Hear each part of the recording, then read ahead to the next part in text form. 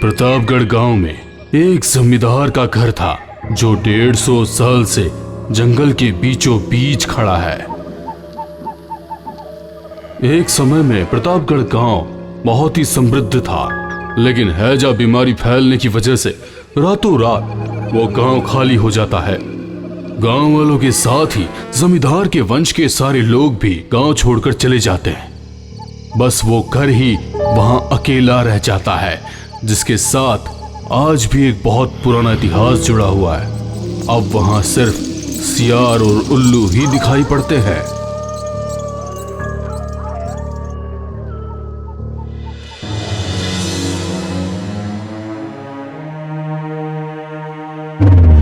रविवार के दिन सुबह के समय गांव के बीचों बीच एक बहुत बड़ी विदेशी गाड़ी आकर रुकती है और ये देखकर गांव वाले चौंक जाते हैं।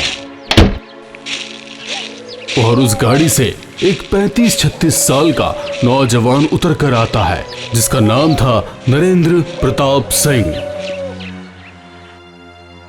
और उसके साथ उसका वकील परेश शर्मा। गांव के मुखिया से बातचीत करने के बाद यह पता चला कि नरेंद्र ही उस जमींदार के वंश का अंतिम जीवित उत्तराधिकारी है।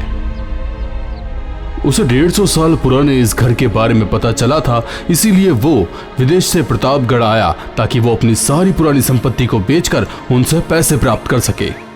उन लोगों के पास जो नक्शा था उससे साफ पता चल रहा था कि सिर्फ वो गांव ही नहीं बल्कि आसपास के और भी 10 गांव की सारी संपत्ति के मालिक वो ही थे।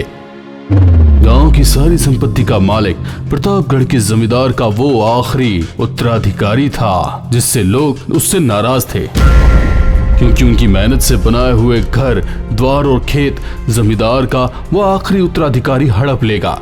ये सुनकर गांव के सभी लोग ये फैसला करते हैं कि वो लोग कोर्ट जाएंगे। दूसरी तरफ नरेंद्र ये सोचता है कि जब वो इतनी दूर आया ही है तो क्यों ना वो अपने पुश्तैनी घर को भी देखाए, क्योंकि दोबारा फिर कभी वो आएगा या नहीं ये तय नहीं था।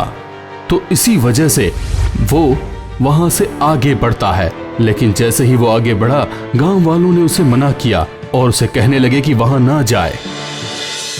लेकिन कौन जानता था कि आखिर क्यों नरेंद्र सिंह वंश का आखिरी उत्तराधिकारी नरेंद्र प्रताप सिंह अपने उस पुश्तैनी घर की तरफ आखिर क्यों बढ़ता चला जा रहा था।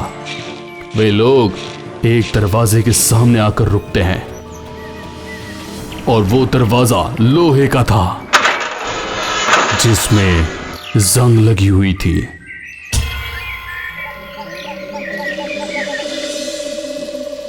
नरेंद्र के पैर जैसे ही उस घर के आंगन में पड़े वैसे ही वहां के सारे पक्षी कोलाहल मचाने लगते हैं। अचानक ही वहां आंधी उठती है।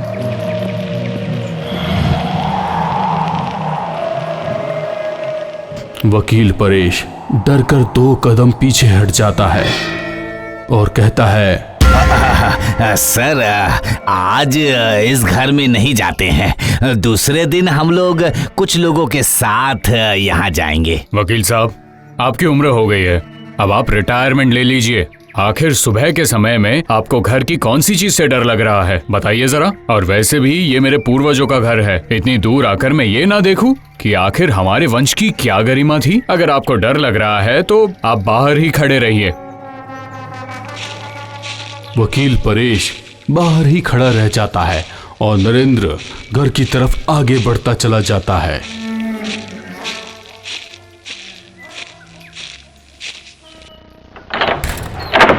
जैसे ही वो घर का दरवाजा हल्के हाथ से छूता है वो दरवाजा आवाज करके खुल जाता है।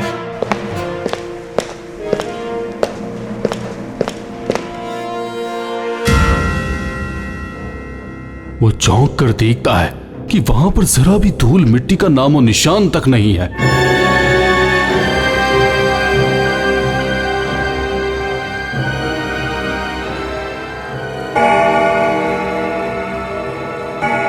वहां की चीजों को देखकर ऐसा लग रहा था कि किसी ने वहां की हर एक चीज को बहुत प्यार से सजा कर रखा हुआ है।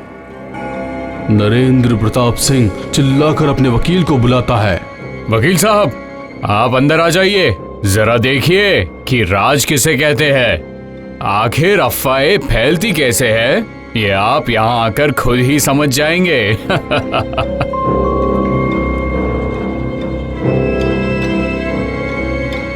वकील डरते हुए जमींदार के घर के अंदर जाता है और अंदर जाते ही वो भी चौंक जाता है।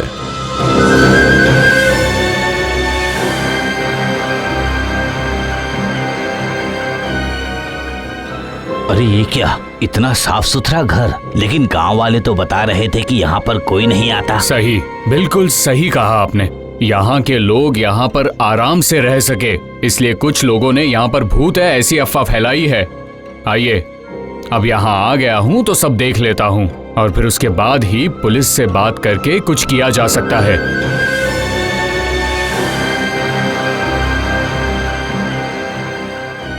वो लोग चलकर घर के अंदर की तरफ आगे बढ़ते हैं। वो लोग चलते चलते एक दरवाजे के सामने आकर खड़े होते हैं।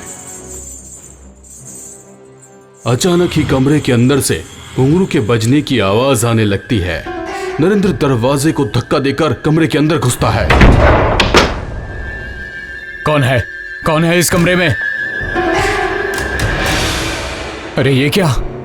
वो लोग देखते हैं कि उस कमरे में तो कोई भी नहीं था। घुंघरू की आवाज आपने भी सुनी थी, है ना? नहीं, मुझे तो कोई भी आवाज सुनाई नहीं दी। भूत के डर से सिर्फ आपकी आंखें नहीं बल्कि आपके कान भी बंद हो गए हैं। यहाँ इस कमरे में जरूर कोई ना कोई राज तो है। जरूर यहाँ पर किसी ने स्पीकर या माइक्रोफोन छिपा रखा है जिससे वो लोगों को डरा सके। नहीं नहीं नहीं, इस तरह से मैं अपने पूर्वजों के घर को अपने हाथों से जाने नहीं दूंगा वकील साहब। ठीक है, तो फिर हम लोग शहर जाकर। हम लोग नहीं, आप तुरंत ही शहर जाकर कोर्ट से ऑर्डर लेकर पुलिस को अपने साथ लाइए, क्योंकि अगर मैंने यहाँ पहरा नहीं दिया तो कुछ भी नहीं बचेगा। यहाँ जो लोग रहते हैं उन्हें पता चल गया होगा कि मैं यहाँ पर आ गया हूँ। आप अकेले यहाँ पर? हाँ, अभी दोपहर है, शाम होने के पहले आप वापस आ जाओगे। यहाँ दिन के समय में किसी बात का डर नहीं। वकील के जाने के बाद नरेंद्र कमरे में घूम घूम कर देखना शुरू करता है। बड़ी अजीब बात थी, जमींदार के घर के बाकी सभी कमरे साफ सुथरे थे, सिर्फ इसी कमरे में मकड़े की जाल और धूल मिट्टी थी। जो लोग यहाँ पर रहते हैं वो लोग पूरा घर साफ सुथरा रखते हैं और इस कमरे को साफ नहीं करते हैं। इसका क्या मतलब है? इसका मतलब क्या इसी कमरे में कोई राज तो नहीं? नरेंद्र मकड़ी का जाल हटाकर उस कमरे के अंदर प्रवेश करता है। उस कमरे में घुसते ही उसे घुटन सी होने लग जाती है। उस कमरे की दीवार पर एक बहुत ही पुरानी एक नर्तकी की तस्वीर दिखाई पड़ती है, जिसके बगल में एक और तस्वीर लगी हुई थी, लेकिन वो पर्दे से ढकी हुई थी। वाह, क्या बात है! ये नर्तकी कितनी सुंदर है। कौन हो? नर्तकी कमली बाई।